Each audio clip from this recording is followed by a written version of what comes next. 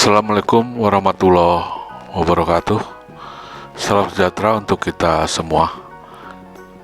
Jumpa lagi dengan saya, Pak Dedi, pada ruang kelas Pak Dedi. Masih meneruskan pembahasan kita yang terdahulu. Kita sudah sampai pada konten kedua dari 8 konten yang akan mengupas tuntas tentang fungsi, cara kerja, dan analisa rangkaian dari buku 1 Tools Kit. Pada buku 1 Tools Kit, konten kedua itu akan membahas tentang stereo head tape playback amplifier. Kalau kita lihat dari daftar isinya, yang pertama adalah silicon tester.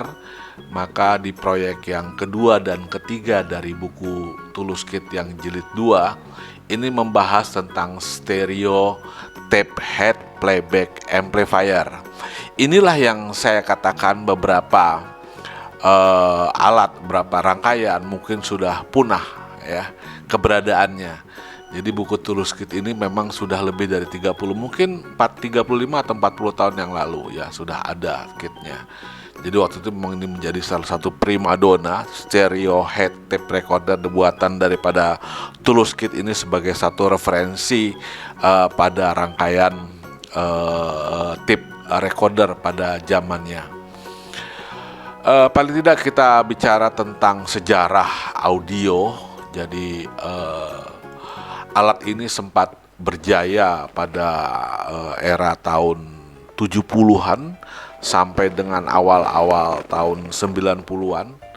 Ya, kemudian ini tergerus oleh zaman setelah ditemukannya CD, ya, compact disc, lanjut dengan VCD, ya, lanjut lagi dengan LD, ada laser, sebelumnya ada laser disc, kemudian ada VCD, kemudian ada LD, laser disc.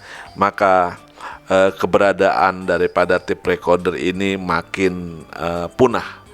Padahal ini sudah bertahan cukup lama, hampir 10 tahun ya, hampir 20 tahun, periode 70, antara 70 dengan 80 tahun ini sempat merajai khususnya dalam reproduksi suara. Yaitu jadi tape recorder ini adalah pita kaset untuk menyimpan informasi suaranya. Kemudian untuk menghasilkan suara dia butuhkan player tape recorder, ya, ukurannya macam-macam, ada yang besar ya, kemudian ada yang mini compact ya, bahkan ada dulu sempat model khusus keluar yang namanya compo ya, compact portable. Jadi tape recorder ini berisi radio, equalizer, tape recorder, power ampli itu, tapi bisa dipisahkan ya, bisa dipisahkan, bisa digabungkan menjadi satu sehingga kompak, dia bisa dibawa-bawa kemana-mana. Kita ketahui di era 80-an ada era musik disco ya, ada era musik breakdance ya. Peranan daripada tape recorder pada zaman itu memang sangat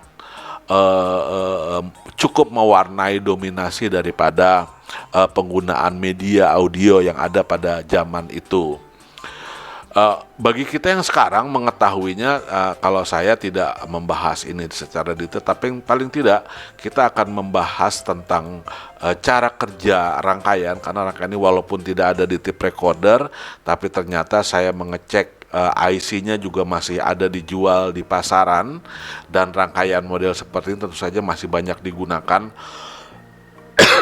untuk rangkaian yang lain pada zaman saat ini. Kalau kita lihat kembali ke sejarah pada zaman dulu, jadi di dalam alat tape recorder, kalau kita coba bongkar isi dalamnya, itu terdiri dari 2 unit utama ya. Jadi pita kaset tadi, penyimpan informasi suaranya disimpan dalam pita kaset. Ini ada C60, ada C90, menunjukkan panjangnya masa putar daripada pita ya. Kalau 60 itu untuk 60 menit, kemudian C90 adalah 90 menit untuk bolak-balik side A dan side B. Tadi saya katakan kalau kita bongkar alat tape recorder yang ada pada zamannya pada waktu itu terdiri dari 2 unit sebetulnya. Yang pertama unit mekanik, karena untuk mengambil suara yang ada pada pita kaset itu dibutuhkan suatu rangkaian mekanik daripada tape recorder yang terdiri dari roda-roda, kemudian ada motor penggerak, ada roda gila waktu di situ modelnya, ada capstan, kemudian ada 2 buah head, erase head dan playback head. Ya, jadi ini adalah rangkaian mekaniknya. Kemudian yang kedua adalah rangkaian elektroniknya. Jadi tape recorder yang ada pada zaman waktu itu selain bisa kita menyetel tape recorder suara yang dihasilkan dari pita kaset sebagai sumber suara, kita juga bisa mendengarkan radio yang ada pada waktu itu juga masih banyak digunakan, baik radio AM maupun radio FM. Ini rangkaian mekaniknya, rangkaian elektroniknya, dan ini adalah rangkaian mekaniknya. Pada rangkaian mekanik itu terdiri dari mekanisme dari rangkaian yang sejumlah roda-roda, kemudian ini ada headnya, ini adalah tombol-tombol untuk menggerakkan mekanisme mekanik kita untuk mengambil reproduksi suara yang yang tersimpan di dalam pita kaset. Ini ada tombol biasanya yang hitam ini adalah bulat, ini adalah record, ini playback, ini ada reverse, mundur, ini maju, fast forward ya, reverse, fast forward, kemudian stop ya, ini adalah pause-nya biasanya seperti itu. Tombol-tombol yang ada pada sistem mekanik peralatan daripada tape recorder. Inilah pita kaset, kalau kita bisa lihat dalamnya ini adalah 2 titik press roll roda pengumpan ya, roda penarik daripada pita kaset. Kemudian kalau kita lihat di dalamnya ada 2 buah head yang akan membaca pita kaset ini. Yang ini adalah head buat playback, kemudian ini adalah head atau kepala untuk proses penghapusan ya, record. Jadi pita kaset di sini kita selain bisa melakukan proses playback, kita juga bisa melakukan proses perekaman. Makanya alat-alat seperti ini disebut dengan nama tape recorder. Jadi pita itu bisa berkali-kali kita simpan setel kaset ya. Bisa dari radio kita simpan lagunya, atau dari vokal suara kita bisa simpan. Pada itu sangat menarik sekali penggunaan daripada pita kaset ini. Jadi ada 2 buah head. Yang pertama adalah erase head. Erase head cara kerjanya adalah dia diberikan suatu frekuensi tertentu ya, yang digunakan buat menghapus pita kaset. Jadi pita kaset ini berisi plastik yang sudah dilapisi dengan lapisan metal, lapisan benda logam, sehingga ketika dia mendapatkan arus timbul medan magnet. Medan magnet itulah yang akan melakukan proses penghapusan atau pembacaan. Untuk menghapus biasanya dikasih frekuensi yang konstan. Jadi erase signal ini berupa sinyal AC ya. Frekuensinya saya lupa pada waktu itu berapa, sekitar 12 kHz kalau nggak salah. Kemudian ini adalah pada proses playback. Jadi simbol daripada rangkaian ini adalah erase, ini adalah buat playback. Kemudian nanti pita itu dijepit pada satu capstan. Capstan nanti berhubungan di belakang ada flywheel atau disebut dengan roda gendeng atau roda gila pada zaman waktu itu. Kemudian dia ada roda pengepres disebut dengan nama pressor. Ini acap kali kita harus bersihkan, kalau sudah kotor pita itu sering nyangkut di sini sehingga bisa merusak kondisi pita. Ini proses pembacaan daripada head playback ya. Jadi dia mengambil pita jalan, kemudian pita ini akan disalurkan melalui besi, inti besi daripada head, sehingga timbul medan magnet, sehingga kawat dikasih medan magnet, dia akan menghasilkan sinyal. Sinyal inilah yang kemudian diproses oleh satu rangkaian yang kita mau diskusikan, yaitu yang namanya adalah head playback amplifier. Pada kesempatan ini Tulus Kid membahas tentang 2 rangkaian stereo head playback amplifier. Jadi paling tidak kita bisa bernostalgia pada zaman waktu itu ya, bahwa reproduksi tape itu dari pita kaset itu dibaca ke head supaya bisa menghasilkan suara membutuhkan suatu rangkaian yang disebut dengan nama rangkaian sesuai dengan bahasan kita, yaitu adalah stereo tape playback amplifier. Pada waktu itu pembuatan alat ini sangat penting, jadi ini bisa menjadi Walkman sebetulnya. Jadi sudah bisa di sini melalui headset sudah bisa kita dengar suaranya. Ini kita solderkan ke head. Head itu adalah yang mengubah medan magnet yang ada pada pita menjadi arus listrik yang sesuai dengan isi lagu yang tersimpan di dalam pita kaset ini, gitu ya. Oke, kita akan coba bahas rangkaiannya. Rangkaian pertama adalah preamp 1 dengan Tulus Kit model pre-RE1 circuit diagram. Ini adalah rangkaian preamp head. Kalau dia stereo berarti rangkaian ini ada 2 ya. Ini kan masih mono, jadi stereo rangkaiannya kembar seperti ini, tapi masih menggunakan 1 buah IC. Kalau kita lihat IC di sini membaca head ini akan merubah medan magnet menjadi arus listrik, kemudian dia diperkuat oleh IC AN264. Kebetulan saya mencoba datasheetnya, sudah tidak lagi dijual untuk AN264, sudah ada, berarti memang betul-betul punah rangkaian ini. Tapi pada waktu itu kita bisa mempelajari bagaimana dia setelah ini fungsinya memang khusus untuk memperkuat sinyal yang sangat lemah berasal dari head. Kemudian TR1 ya, dia membentuk rangkaian transistor penguat dengan kolektor feedback bias. Jadi ini untuk penguatan yang sangat tinggi ya. Kemudian diperkuat oleh transistor yang kedua, dikopling dengan kapasitor C6 untuk keluar ke outputnya. Ini masih menggunakan catu daya 12 volt. Tentu saja ini sebagai rangkaian peratanya. Kemudian di sini ada penstabil tegangan. Zener dioda yang digunakan kalau pada rangkaian ini adalah sebesar 12 volt, sehingga rangkaian ini menggunakan tegangan yang stabil di 12 volt. Ya, ini stereo head yang pertama. Di kit PRE1 ini rangkaiannya seperti ini. Jadi 264 itu adalah IC stereo, maka dia juga menghubungkan dengan head L dan R. Pada waktu itu tip recorder juga ada tip yang mono, ada tip yang stereo. Pada penggunaan tip yang stereo, headnya ini memiliki 4 kaki. Jadi untuk kiri dan kanan, nah masing-masing kaki itu nanti dihubungkan ke input daripada rangkaian preamp head yang seperti ini, gitu ya. Ini rangkaiannya kita rakit, tegangan 12 volt, masuk rangkaian ini, pasang 264-nya.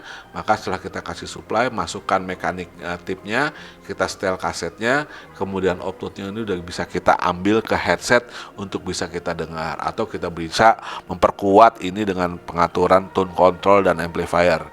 Kita akan secara khusus nanti akan membahas tone control dan amplifier pada penerbitan buku yang selanjutnya. Jadi mungkin di jilid 3 kita sudah membahas tentang BTL, OTL, dan OCL daripada amplifier pada jilid ketiga yang akan kita bahas pada pertemuan yang berikutnya. Kita lihat komponen yang kedua daripada buku Tulus Kit itu adalah sama, stereo tape head amplifier, tapi dia menggunakan IC RC4739. Ini yang saya coba cek ke internet, datanya itu masih ada tersimpan dan beberapa toko online itu masih menjual jenis tipe IC ini. Jadi kalau kita lihat general description-nya, dia merupakan suatu penguat dengan low noise amplifier fabricated ya, kemudian sangat mampu memiliki resolusi penolakan terhadap sinyal to noise yang cukup baik, standar untuk memperkuat sinyal yang masih kecil ya. Dia memiliki internal kompensasi replacement ya. Dia bisa digantikan persamaannya dengan UA793 dan MC, ini buatan Motorola ya pabriknya. Kemudian dia memiliki sinyal to noise ratio 76 dB ya. Kemudian ada pemisahan channel separation, jadi bisa dijamin dia stereo, bisa 12-105 dB.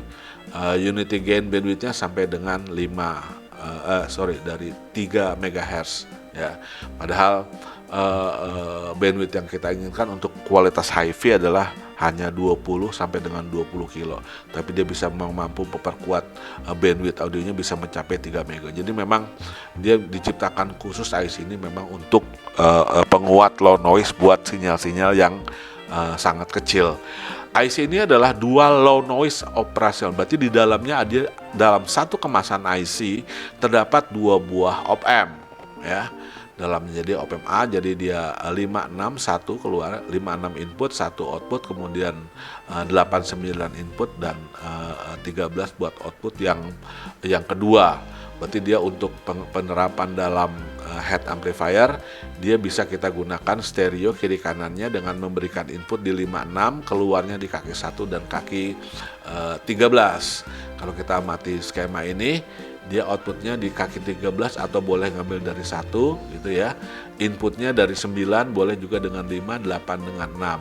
Jadi ini IC-nya 14 kaki, input yang digunakan kaki 9, 8, dan 5 dan 6, outputnya boleh diambil dari 13 dan kaki 1, PCC-nya masuk dari 14 dan kaki 7, seperti apa yang ada pada datasheet ya. Outputnya boleh ngambil dari kaki 1 dan kaki 13, output A, kemudian 13-nya adalah output B. Kemudian peruntukan khusus, memang IC ini diciptakan dalam datasheetnya juga disebutkan dia memang cocok untuk penguatan sinyal yang masih kecil. Dia sangat menghasilkan output yang low noise. Di typical application-nya dia bisa digunakan sebagai stereo tune control. Jadi IC ini memang sampai hari ini memang masih banyak dijual di pasaran dan kita bisa memanfaatkan sebagai rangkaian pengatur nada.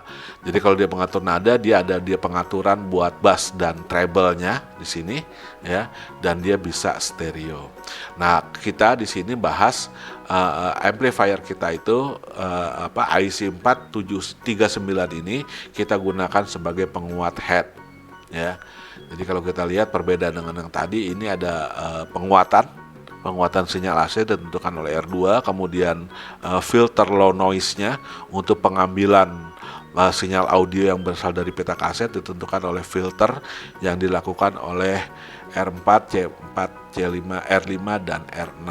Kemudian dia diperkuat dengan penguatan TR ini sama seperti yang tadi, dia menggunakan teknik kolektor feedback bias untuk transistor ini. Dia berarti gainnya, high gain ini biasanya sangat tinggi nih, R8 dibandingkan dengan R9. Kalau kita lihat di sini besarnya nilai R8 itu R8-nya 470 kilo ya kan. Kemudian besarnya nilai R9-nya hanya dia 22 kilo. Jadi gainnya memang cukup besar untuk transistor penguatan yang ini. Kemudian dia diperkuat sebagai buffer. Jadi ini adalah menjamin bahwa inputnya memiliki impedansi yang sangat besar, kemudian outputnya dengan pengumpanan tanpa ada air, pengumpanan langsung, ini bisa dijamin bahwa dia menghasilkan keluaran output yang memiliki impedansi output kecil. Selain itu juga outputnya diambil dari kolektor, berarti ini adalah menggunakan common kolektor. Dengan menggunakan common kolektor, berarti dia lebih mengutamakan penguatan arus yang sangat besar untuk diberikan ke posisi outputnya. Itu barangkali cara kerja kita mengenal suatu rangkaian tip head playback amplifier yang pada zamannya ini digunakan untuk mengambil informasi-informasi yang ada pada tip recorder ya, sebagai pada pita tip ya, pita kaset yang berupa informasi suara yang disimpan ke dalam medan magnet ya pada pita kaset. Untuk mengambil informasinya kita butuhkan suatu alat yang namanya stereo tip head playback amplifier. Itu barangkali pembahasan kita yang berhubungan dengan jilid 2, konten kedua daripada Tuluskit. Pada pertemuan selanjutnya kita akan bahas tentang IV amplifier dan lebih banyak mengulas apa perbedaan OCL dan OTL secara khusus dan spesial pada penerbitan konten yang selanjutnya. Terima kasih atas segala perhatian. Mohon maaf jika ada kesalahan. Akhirul kalam saya ucapkan Assalamualaikum warahmatullahi wabarakatuh.